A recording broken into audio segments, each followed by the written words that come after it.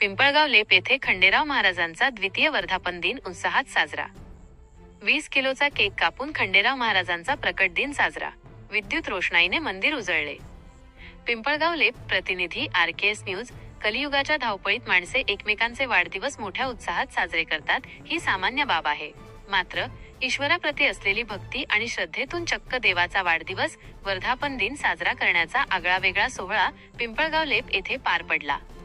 येथील श्री खंडेराव महाराज मंदिर उभारणीला आणि मूर्ती प्राणप्रतिष्ठेला 2 वर्षे पूर्ण झाल्यानिमित्त रविवार दिनांक एप्रिल 12 रोजी द्वितीय वर्धापन दिन मोठ्या थाटामाटात साजरा करण्यात आला. सोहळ्याचे मुख्य आकर्षण खंडेराव महाराज भक्त परिवार आणि ग्रामस्थांच्या वतीने या कार्यक्रमाचे आयोजन करण्यात आले होते.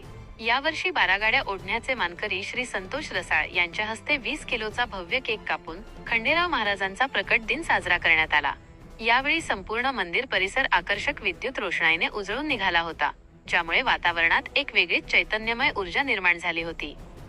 सांस्कृतिक व धार्मिक कार्यक्रम. वर्धापन दिनाचे औचित्य साधून रात्री खंडोबा देवापुढे महाराष्ट्रातील प्रसिद्ध अलकाताई माने जागरण गोंधळ पार्टीचा कार्यक्रम पार पडला. खंडेराव महाराजांच्या महिमा सांगणाऱ्या गाण्यांनी आणि गोंधळाने भाविक मंत्रमुग्ध झाले होते. मान्यवरांची उपस्थिती. या मंगलमय प्रसंगी गावातील प्रतिष्ठित नागरिक आणि भक्त परिवारातील सदस्य मोठ्या संख्येने उपस्थित होते.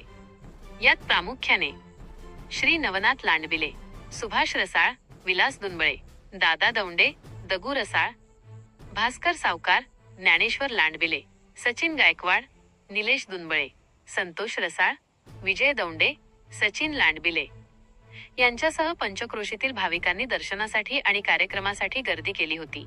भक्त परिवाराने स्वेच्छेने निधी गोळा करून या कार्यक्रमाचे नेटके नियोजन केले होते.